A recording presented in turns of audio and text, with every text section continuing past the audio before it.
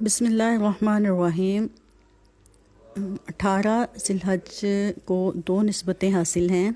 اس سے پہلے کہ ان دونوں واقعات کا ذکر کیا جائے، حضرت علی رضی اللہ تعالیٰ عنہ کا قول سن لیجئے۔ حضرت علی رضی اللہ تعالیٰ عنہ فرماتے ہیں کہ میرے بارے میں دو قسم کے لوگ ہلاک ہوں گے۔ ایک وہ جو حد سے بڑھ کر محبت کرنے والے ہیں، وہ میری ایسی تعریف کریں گے کہ جو مجھ میں ہے ہی نہیں، اور دوسرا حد سے بڑھ کر بغض رکھنے والے، مطلب وہ میری دشمنی میں اتنا آگے نکل جائیں گے کہ مجھ پر بہتان باندھیں گے۔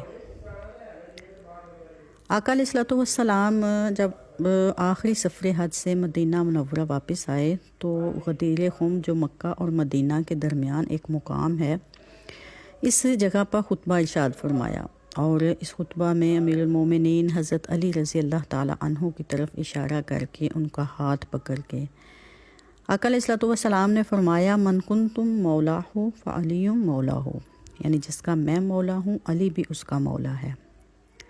حضرت علی رضی اللہ تعالیٰ عنہ سے محبت رکھنا، میرے اہل بیت سے محبت رکھنا، یہ تقاضۂ ایمان ہے، اور ان سے بغض، کدورت، عداوت یا نفرت ایمان کے منافی ہے۔ لہٰذا اس دن کو ہم یوم غدیر کے طور پر مناتے ہیں، عید غدیر کے طور پر نہیں۔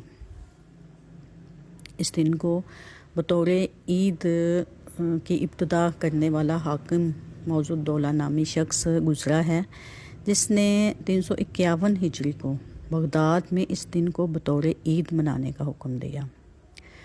اور دوسری نسبت جو اس دن کو حاصل ہے وہ یہ ہے کہ ذی الحجہ کی 18 تاریخ کو خلیفہ سوم امیر المومنین حضرت عثمان بن عفان رضی اللہ تعالیٰ عنہ کی دردناک شہادت ہوئی۔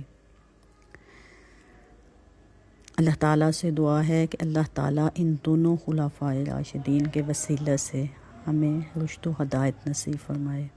آمین بجاہ نبی۔ جزاکم اللہ خیرا۔